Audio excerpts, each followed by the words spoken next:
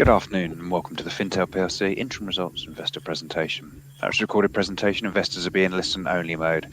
Questions are encouraged, can be submitted at any time via the Q&A tab situated on the right-hand corner of your screen. Just click Q&A, scroll to the bottom, type your question and press send. The company may not be in a position to answer every question received during the meeting itself. However, the company review all questions submitted today and publish responses where it's appropriate to do so. Before we begin, we'd like to submit the following poll. I'd now like to hand you over to Matt Timonus, CEO. Good afternoon. Good afternoon, and thank you very much, and good afternoon to everyone watching. I'm Matt Timmins, I'm the joint CEO of FINTEL, and joining with me today is my CFO, David Thompson. We're going to discuss the first half year results for HY 2023, and I will cover the first 10 or 15 minutes of the presentation, give you an overview of FINTEL, and then I'll hand to David, who will take you through the results in a bit more detail.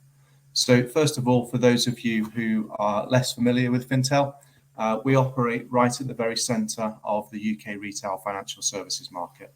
So the UK retail financial services market, we believe, is a wonderful market for consumers. It works incredibly well in the fact that consumers get access to thousands of different financial products from hundreds of different product manufacturers who are well capitalised, and they offer out those products at a price and value which is sort of commensurate with the competitive nature of the market. So a wonderful market, works really well for consumers. For everyone else operating in the market, it's pretty difficult. It's heavily regulated and it's highly fragmented. So there are lots of independent intermediary businesses operating right at the centre of this market. In fact, around 80% of all investment business and about 75% of all mortgage products end up in the hands of a consumer by an intermediary of some description. There are around about 12,000 IFA businesses, around 10,000 mortgage businesses, and around 4,000 wealth management businesses. So we operate right at the very centre of this market and have done for over 20 years. And the aim of FINTEL, quite simply, is to help those participants within the market to get a better deal, do a better job, build better products, and distribute them very effectively. So we support product providers, we support financial intermediaries, and we provide services to consumers as well. So instead of taking you through each individual product line, I'll first of all give you an idea of the sort of value that we're trying to create in the business. So for financial intermediaries, those businesses in the centre of this diagram, we want to help them to run a compliant and successful business to enable them to serve more customers more cost effectively. And we do that quite simply through a membership service where intermediary firms pay us a monthly subscription for access to regulation support and compliance and technology. We support around 3,000 businesses who pay us a monthly subscription for services, and that equates to just under 8,000 financial intermediaries. So that's monthly subscription income into the business in exchange for core compliance and regulation support, as well as fintech. For product providers, these are the banks, the building societies, the asset managers, the life and pension companies, the platforms. We provide these organizations with two things: primarily a service to help them distribute their products to the big intermediary base that we support, and also data to help them to make better decisions when creating and making tweaks to existing products. So that's the sort of large manufacturers, around 400 of those firms we provide services to, and we help them distribute products and design better products based on consumer buyer behavior data. For consumers, we help consumers to make smarter financial decisions through our de facto star rating system. So this is a rating of the product rather than the provider or the service that's given. So it's the underlying componentry of the products that we're rating, and we review and rate around 43,000 different financial products. So the two businesses operating together, de facto and Simply Biz, under the banner of FINTEL, operate with a unrivaled market position. We're the only business of our kind to operate across the market in this way. We've got the largest database of financial products, and both businesses have got very, very strong brands and are well trusted by the market. So if we look at those two businesses in a bit more detail, They provide very different services. So Simply Biz is primarily provides regulation and compliance support, and De facto provides fintech and insurtech. Even though they provide different products, though, the customer bases are identical. So both businesses serve financial intermediaries, and both businesses serve product providers. So there's a real synergy of operation between the two businesses. Simply Biz has been around for 20 years. It's an award-winning business, and De facto for 29 years, and has very strong brand awareness amongst consumers at 70% and financial intermediaries at 98%. Both businesses operate with really high quality metrics. We've got good gross margins within the business, strong levels of recurring income, and continued growth across both businesses. And as I said, where the magic sort of happens is where those two businesses operate well together. So the more intermediary firms who use the fintech provided by De facto, the richer the data set that we have, and the more we're able to help product manufacturers to understand what's happening in the market and to help them design and improve their products.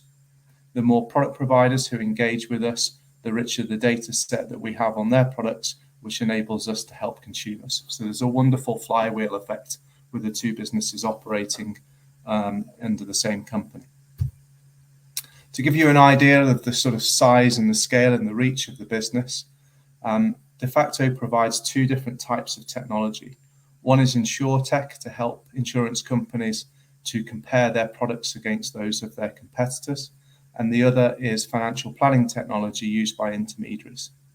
When we look at the insurtech part of the De facto business, we provide the technology to 119 product manufacturers, and in terms of financial intermediaries, we provide fintech to 8,500. We research and rate 43,000 financial products. And when we look at the market by volume, by premium income, we support 84% of the general insurance market, and we have a 32% market share amongst financial intermediaries. In terms of regulatory support, our Simply Biz business supports around 8,000 financial advisors, wealth managers, and mortgage brokers. Collectively, those advisors have over 100 billion in assets under management, and we have around a 30% share of the directly authorized IFA mortgage and wealth management sector. When it comes to distribution, the two businesses combined represent over 10,000 unique intermediaries. We lend over 25 billion in mortgages and 64 million in protection APE, which gives us a market share of around 5% of all UK lending and 20% of all protection business written. Our De facto business supports over 40 million financial decisions through its star rating service, and over 12.3 billion of GI premium policies are star rated by De facto that go through price comparison websites. We have around 70% brand awareness amongst consumers, and as I said, that's even higher amongst financial intermediaries. In terms of a quick snapshot of the first half year results, we grew our core revenue on a like-for-like basis by 4%. We grew our adjusted EBITDA by 8%, with a strong EBITDA margin of 32%, really good levels of cash flow conversion, and increased our dividend by 10% as well. It's also worth noting that the business is regulatory light and capital light. So whilst we provide services for financial intermediaries, we are not the appointed representative of those intermediaries. So we're not taking responsibility for the advice that's given by those intermediaries to their clients. So this is a support service and fintech business operating with a capital light structure and a regulatory light structure.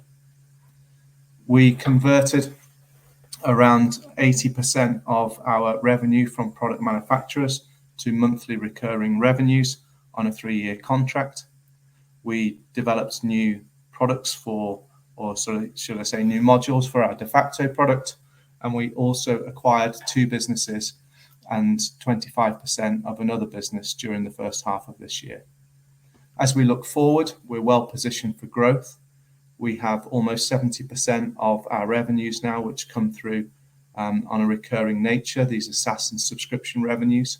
So that's either membership services through Simply Biz or SaaS revenues through the InsurTech and the FinTech that we offer through De facto. We have over £13 million of cash in the bank and an undrawn RCF facility of 80 million. As we look forward, we believe there are strong growth drivers. So every time regulation increases, more and more firms decide to outsource their compliance and regulatory support to organisations like ourselves. We are also building out more and more technology modules through De facto, which means that intermediaries, instead of using 9 or 10 different suppliers, can use one supplier for the majority of their technology needs. And we have a very active M&A pipeline. Normally, in any one year, we're probably having 1 or 2 conversations around M&A with the hope that we will take one through to a transaction.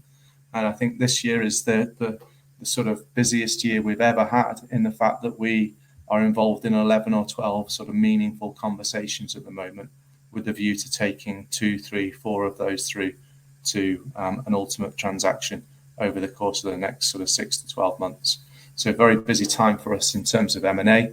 And that's really important because as we generate a lot of cash as a business, we want to make sure we put that to good use. So a little bit about the acquisitions that we made.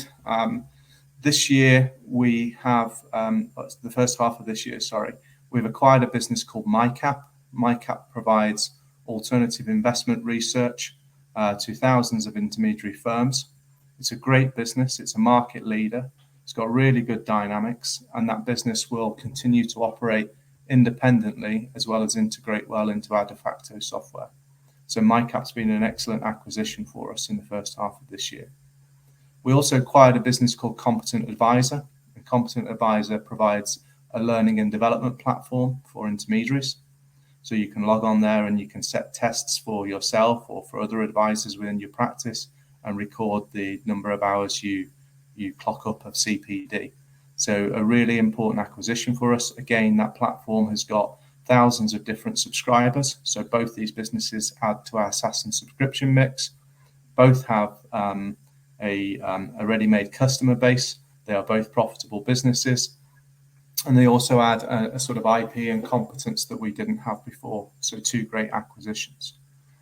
On top of that, we negotiated a 5-year contract with InteliFlow, who are a lead provider of CRM technology to around half of our member firms. So essentially what we've done is we've contracted in and secured that revenue for the next 5 years. So we have around half of our membership using InteliFlow. On top of that, we've invested into a business called Planner, which is a new style CRM system that we believe will be appropriate, hopefully, for the other half of the membership. So we've taken a 25% stake in Planner with a view to extending that ownership over a period of time. So on top of the sort of solid financial results that we've delivered in the first half of the year, we've also made some really important strategic moves in the form of 2 good acquisitions. One really, really important minority investment into a new technology business and securing a long-term contract with one of our sort of longest suppliers in terms of Intelligent Office. We've got a really active pipeline of M&A. As I said, we're involved in kind of 11 or 12 conversations at the moment. I expect a few of those to come through over the course of the next 6 months or so. And so to sum up from me, I think it's been a good start to the year. We've got high levels of confidence into the rest of the year and beyond. And we've performed incredibly well strategically. So with that, I'll hand over to David. David will take you through the financials in a bit more detail, and then we'll make sure we leave plenty of time for Q&A after. So thanks very much. And David, over to you. Okay, thanks, Matt, and good afternoon, everyone. So I guess the first 3 slides that I've got, if someone could move on to the next slide for me. The first 3 slides just have the high-level financial metrics. So if we focus on slide 10 just now, you can see revenue at a statutory level went slightly backwards by £500,000, but you can see the key measure of value in the business is the core revenue, and that had a good embedded growth in it, and more on that later, because there's underlying growth despite a continued headwind in the mortgage market with interest rates, etc. We've got an increase in adjusted EBITDA to £9 million. That's our highest ever H1 EBITDA in terms of profitability, and our highest ever adjusted PBT. So on the next slide, we just see how that kind of flows into cash. So the next slide, you can see adjusted EPS down slightly to 5p. However, again, we've got the revenue headwind from the non-core business in terms of the housing market. And we've also got an increase in the corporation tax rate in the UK, which has gone up from 19% to 25% on the start of April. So that's put an additional tax charge into the business. Cash flow conversion is still strong. We're over 100%, 104%. It's fair to say we've had a really good innings in terms of cash flow conversion, particularly driven by working capital inflows. Our target for this conversion metric is actually somewhere between 90 and 100%. And I think this is the final period which we'll see it in excess of 100, and it'll normalise as our working capital normalises going forward. We basically got a very large inflow on the back of the acquisition of De Facto, and that's now working its way out through the system. So all of our working capitals on a normalised basis. And then finally, that leads to the cash resources. So we've got 13.3 million of closing cash and no debt. As Matt said, we've got an undrawn 80 million facility, and we'll show later on what our attitude is to capital allocation and investment, because it's the business is entering a new investment phase, having delevered successfully from the De Facto acquisition. And then on to the final sort of highlight slide, we focus on the real driver of core value, which is the core business. So over in slide 12, we can see that the core business has grown from 27.1 to 27.6 million. Core adjusted EBITDA, true measure of cash generation, is up from 8.2 to 8.8 million.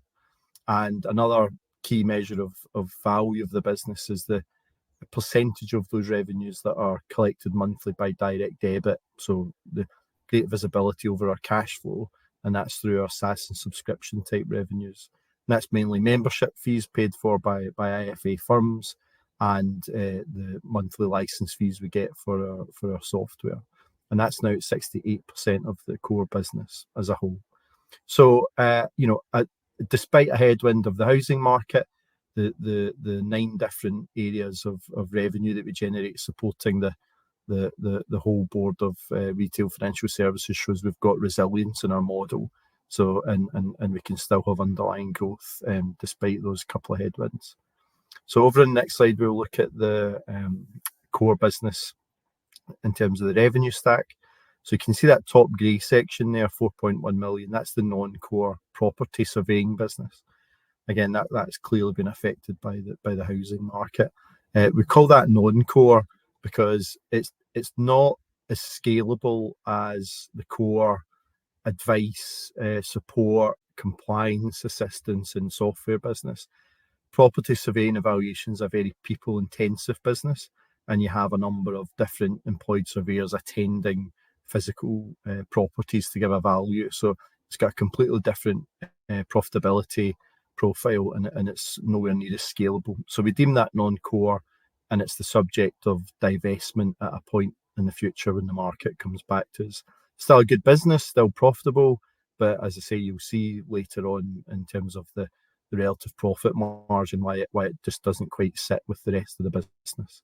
The middle dark section there, we can't quite call that SaaS and subs, which is the green section, but it's still highly repeating. So in there we've got the De Facto ratings product. So you'll have no doubt seen whenever you've bought some insurance products that it carries a De Facto 5-star rating or a 4-star rating or whatever.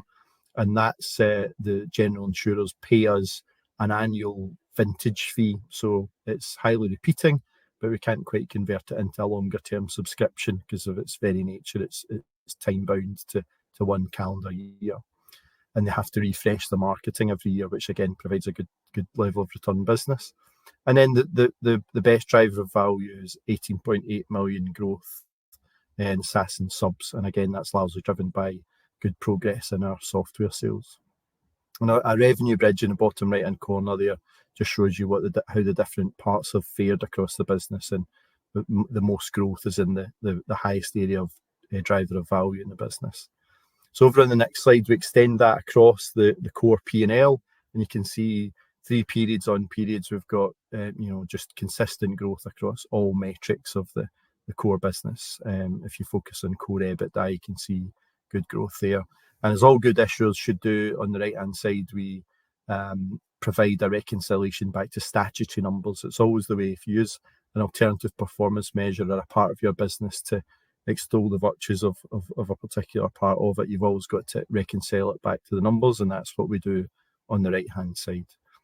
And over in the next slide, this is probably one of the key slides. This shows you how it splits up into the operating segments. And I'll try and tie this back to what Matt was saying earlier in the opening. So if you stand back and think, right, so what does actually Fintel do as a group?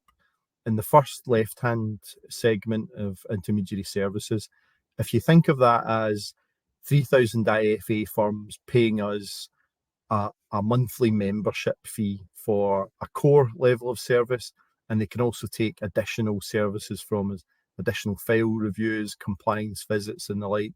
So there's a menu of additional services that they pick in any one year, and then we bundle that and charge them bi-monthly but direct debit. So that comes from the 3,000 IFA firms that pays bi-monthly direct debit. In the middle, distribution channels, that's got 2 legs to it. The first one is clearly those 3,000 IFA firms are highly attractive to the product manufacturers, so Aviva, Schroders, and the like.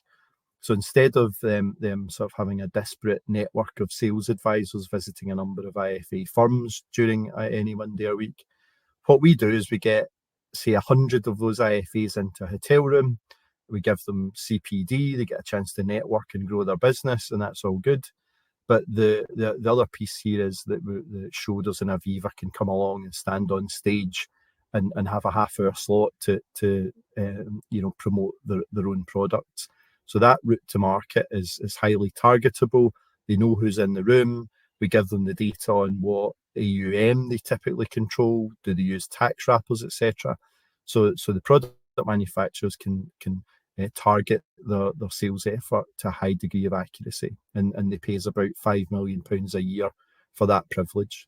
The second part of distribution is a mortgage buying club, essentially.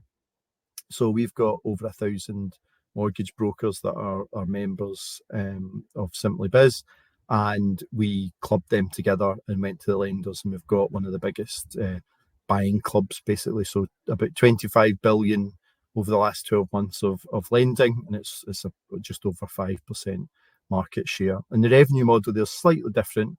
We take a clip of the ticket on the way through, so it's a lot more of a derivative of a market. Therefore, it's much more. It follows the cycle much more, whereas the monthly direct debit part of the business is anti-cyclical. So we've got a wee bit of exposure to the cycle there, and that's fine, albeit it's down 20% at the moment. But that's not a bad performance, because actually we're not quite as down as we thought. We thought we'd be down about another 5 percentage points. And then over in the right, we've got fintech and research, and again, half of that business sells a bit of fintech to either IFAs as a workflow planning tool. And think, so if you're an IFA and someone comes in to invest some money, you've got to capture all their details, their attitude to risk, when they're going to retire, a whole series of different bits of information, and then walk them through a series of filters to capture the right funds to invest in, etc., and pick the right tax wrapper if that's appropriate. So we provide that workflow tool for our IFAs, and that's very popular. The second part of the fintech solution there is the general insurers get access to a product called Matrix. So what they do in any one year is if they want to launch a new car insurance product, they'll use our Matrix software that has every policy in the UK, and they can see how they would rank on a series of different filters and sorts. So they use that to drive better products into the market and create more value for end consumers. The other part of de facto business is that we then rate those products that they create, and we would typically give them a 5-star rating if they meet all the criteria, or a 4-star or whatever. So you can see the business through either core recurring membership by monthly direct debit, or by monthly software as a service subscription. We support an IFA market, and that attracts all the product manufacturers who want to distribute their wares, and we get some marketing revenue from them. And finally, we've got a mortgage club. So we've got a number of different ways in which we serve the IFA and product provider community across retail financial services. So yeah, there are 9 different parts to the business. There are 9 different revenue streams, but they're all heavily interlinked and interdependent, and it works well together as a whole. So that's quite a key slide to sum up the business in one. So on the next slide, what we do is we can contrast that with the non-core business. So on the left is just the aggregation of the previous 3 boxes. You can see a 54% gross margin. Non-core in the middle, you can see that's a single-digit margin percentage. It's a much more cost-heavy business, because you've got all the different costs associated with individuals attending premises up and down the country. So you can quite clearly see why, despite it still being a profitable business, we deem it non-core. And then again, as all good issuers should do, you tie it back to the statutory totals so that you can see how it fits together. The final point on this slide is the middle bullet point there, where we've actually got a very sort of flexible cost model in terms of the non-staff costs. So staff costs are about 2/3 of the business, and we've got just under 5% wage inflation. Now, we targeted that slightly more efficiently across the business, mainly if you accept the premise that inflation is a regressionary tax. We weighted the overall pounds pay rise to the lowest paid in the business. So if you were earning 20,000 to 30,000 a year, you would get a 9% pay rise. 30,000 to 40,000, you would get an 8% pay rise, and so it dropped a percentage point for every level of increasing those wage bandings. That went down very well across the business, and everyone got a kind of fair pay rise for what they were facing with inflation. On to the next slide. So we start to, if you just bear that in mind, that it's got 9 different revenue streams. It's highly resilient. You can see going all the way back through COVID, where we've just had continued steady underlying growth across pandemics, housing market crashes, interest rate rises, inflationary rises, etc. The business is highly cash generative on a recurring basis. Now, we bought the business listed in 2018, and we bought de facto in March 2019. So we listed at 130 million market cap, and we paid 75 for de facto. So it was quite a material acquisition at the time, particularly for a newly listed business. So we set about integrating de facto well. It was a big bet, although one that we passionately believed in, and we set about paying the debt off and getting it integrated. So 3 years later, the debt was completely paid off. We were in a gross cash position with the RCF fully repaid, and de facto has now doubled its EBITDA from when we purchased it. So 5.25 up to just under 11 million of EBITDA. So a great result all round, and a great track record for us. But we've delevered the business, and we've de-risked it, and it's now time to go again and start to invest further. So you can see we're now into the investment phase, and there's on the next slide, you can see quite how we've broken those 2 investment phase sections down.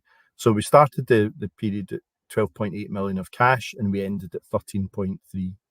Now, we generated 7.9 in cash from ops in the period, a 1.8 million cash tax bill. So we're of a size and a profitability that we are part of the QIP scheme. So we have to look at a full year tax rate and pay it quarterly in advance. So that's 2 quarters worth of our annual tax bill paid in cash before the year end, period end. We had a small amount of interest income, 100,000. We paid 1 million for 25% in Planner, so the first of the investments. We've put some investment into the office space and infrastructure. The start of that's 300,000 in the period, and we've invested 1.6 million in development expenditure. And we have a team of about 30 software developers in de facto that we've built up, and they are busy with a whole technology roadmap of developing internally as well as through acquisition. Effectively, we're creating a one-stop shop for directly authorised IFAs, because we want to make being DA the most attractive proposition in the market. Not only does that get us more share of the current DA space, it also can convince people that are in the AR side of it under an umbrella to strike out on their own and create their own company and come with us to be DA. We then we've got from a financing activity standpoint, we've got 2.6 million dividends and a 200k commitment fee for the 80 million revolving credit facility, and we end up at 13.3 million. So again, to slightly recap on that, we've got 9 different revenue streams, 3,000 IFAs paying us regularly each month. That attracts 400 product manufacturers to pays a distribution fee. One of the biggest mortgage lending buying clubs that there is in the UK, and a great bit of fintech in the de facto Engage product. And that generates a lot of cash, and we're reinvesting it back into more of those products to create that one-stop shop. And then on the second from last slide for me in 19, you can see the cash conversion. And again, you know, you don't want to just pick 104% and have that in the biggest font we can. Actually, there's the calculation. And if you use a different cash flow conversion mechanism to help you compare different investments, then all the numbers are there, and you can calculate to your heart's desire to get the right number for you.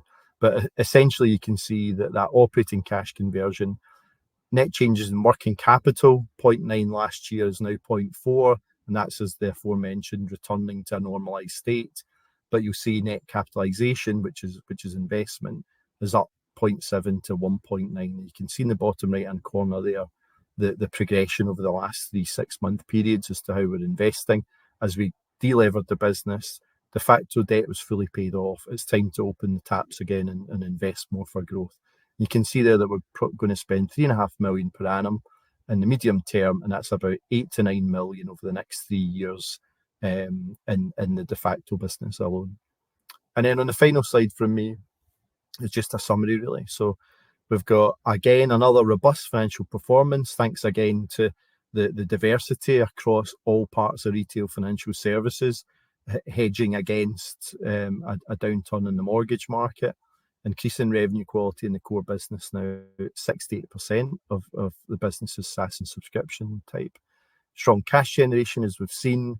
We're now deploying financial resources rather than building financial resources, and we've got a progressive dividend up 10% to 1.1 from a penny last year. And I think I will hand back to Matt if I've got one more slide. Thanks, David. Yeah, just the outlook slide really to say that we're trading in line with board expectations. As I said, we've got the strong cash flow conversion. We've got good levels of visibility over future revenues by running the SaaS and subscription model. So we're confident of the financial performance for the rest of this year and beyond. Continued organic growth into all 3 divisions within the business, and a M&A pipeline that's currently bursting at the seams, with hopefully more to come. And we feel that we're well positioned for sustainable growth with a very diversified business, very defensive stock. So with that, I think we complete the presentation, and I'll come on to Q&A now. Fantastic. Matt, David, thanks very much indeed for the presentation. Just to give you a breather, Matt, just before we go into that Q&A. Thank you for those questions submitted so far. Ladies and gentlemen, do just click on that Q&A tab, scroll to the bottom, type your question and press send if you've got any further questions to come through. But just while the team take a few moments to review those questions submitted, I'd like to remind you the recording of the presentation, along with a copy of the slides and the published Q&A, can be accessed via your investor dashboard.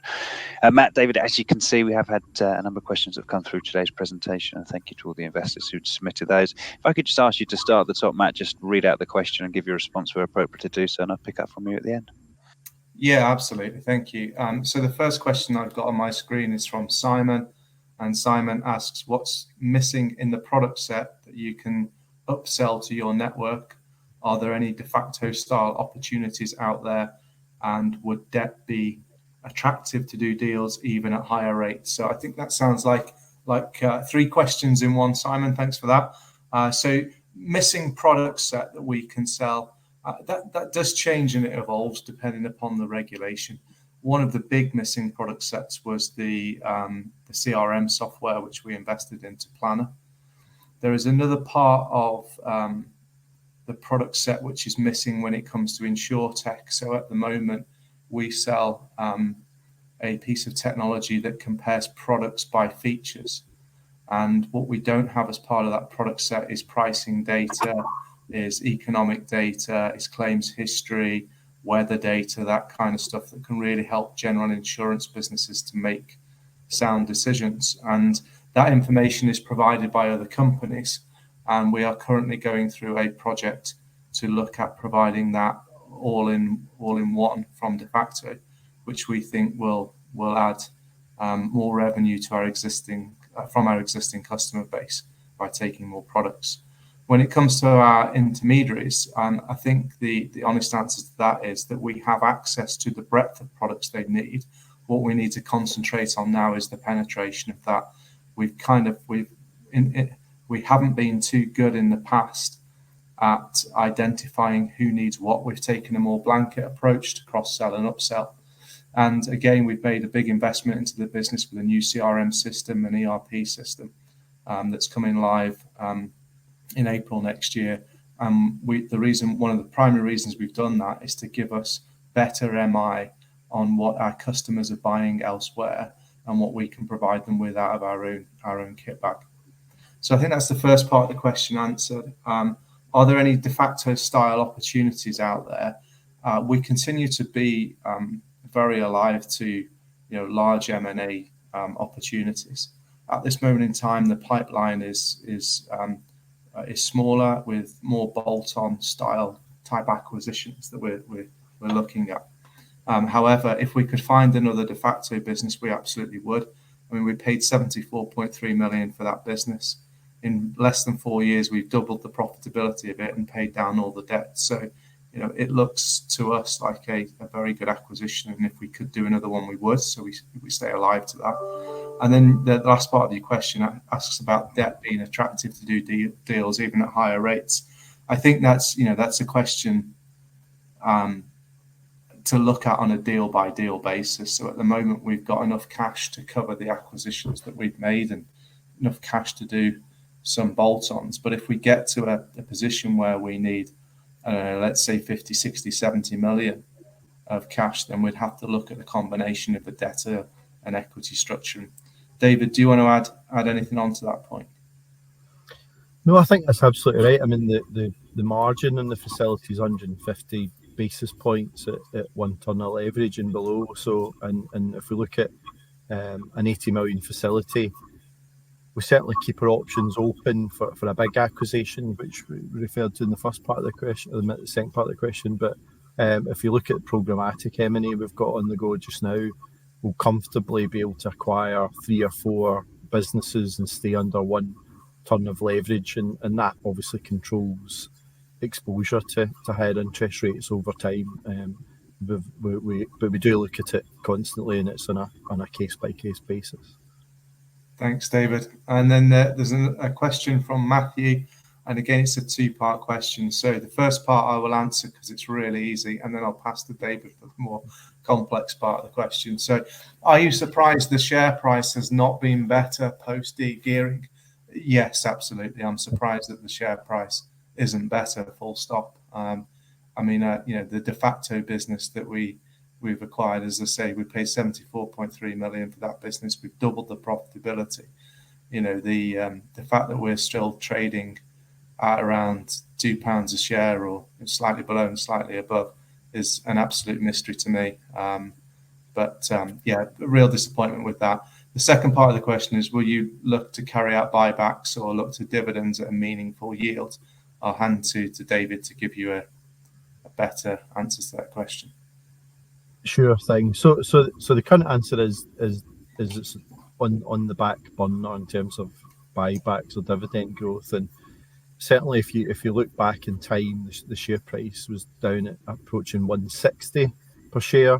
It's currently around about £1.90, having come off 10% on the back of the results, which again is another area that we're not too happy about. But certainly at £1.60, a buyback starts to become a wee bit more live. But there's a nuance in the buyback. So it wasn't a buyback to cancel. It was a buyback to hold in treasury to fund M&A. And that was the nuance that we looked at in terms of buybacks, in terms of just creating a bit more longer term value than the maths of creating a higher EPS, because you've dropped the number of shares in issue. Dividends, again, it's about a 1.7-1.8% dividend yield, but we're a growth story. The dividend cost is about £3.5 million a year, and I think that sort of small but progressive growth is where we are for now.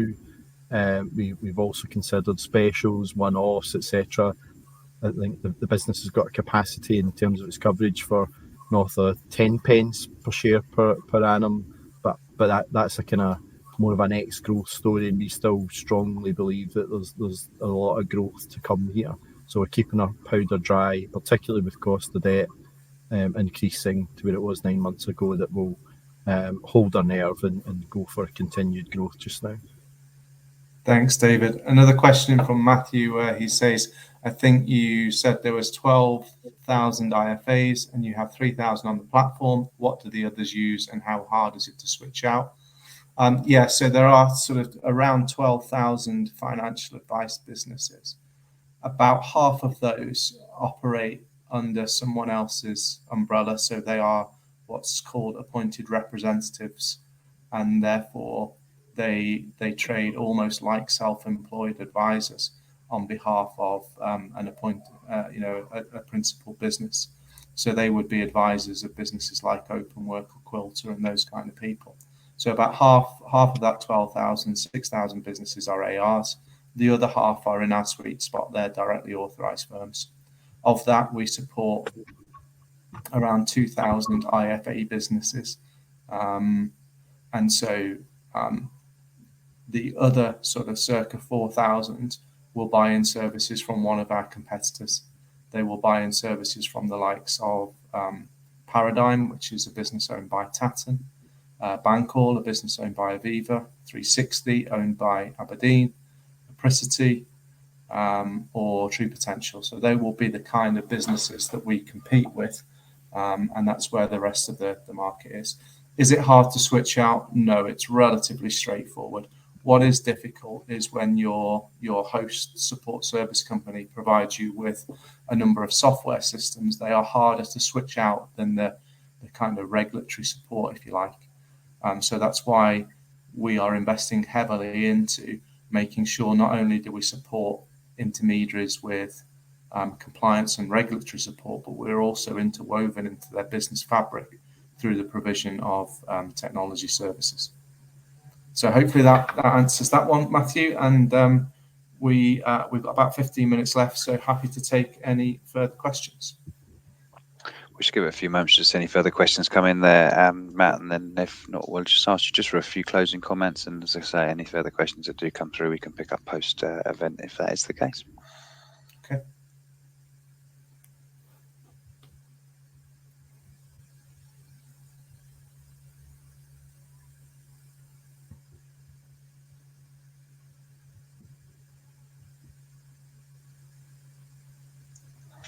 Just give it a couple of moments to see anything further comes through there, Matt. Sure.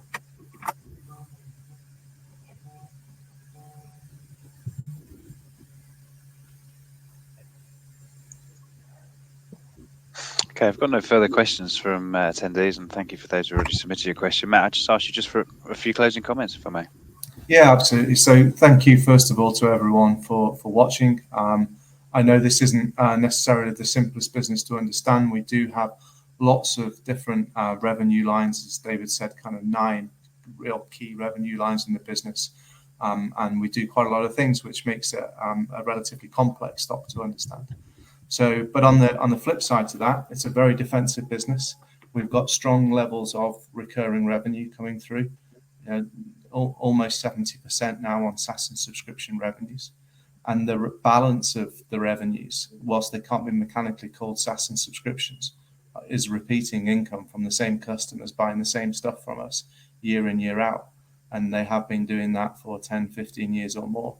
So when we look forward, the business has got great visibility. I think that the market is in really good health. We still have a massive advice gap in the UK. We need more intermediaries in the market, and regulation is not going to slow down. So when you look at the key growth drivers, you say, well, we need more IFAs, mortgage brokers, and wealth managers. Regulation is going to carry on biting, and those firms need access to good quality support, good quality technology to enable them to do the right job for their clients. We've got really strong brands with high levels of brand recognition across the market, a core piece of technology used by over 8,000 intermediaries, and insurance companies who rely on the data that we provide to help them compare products and build new ones. So I think the business is in a really solid position. Obviously, we're disappointed with the share price. I wish we could do something about that. But in terms of the business itself, we're in a great position. We look forward with real confidence. And I think that kind of summarizes it from me. David, anything you want to add to that? No, I'd absolutely echo that. I mean, again, the defensive nature of it and the 20 million plus of EBITDA and running at a less than 10 times EV EBITDA multiple just is a bit disappointing. I think for all the reasons you said, it's a very defensive business, and has coped well over the last few years with all the number of different things that have been thrown at businesses. But we strongly believe in the growth story, and long may it continue. Thank you. Thanks everyone again. That's fantastic, Matt. David, thanks indeed for updating investors today. Please ask investors not to close the session. You'll be automatically redirected to provide your feedback in order the team can better understand your views and expectations.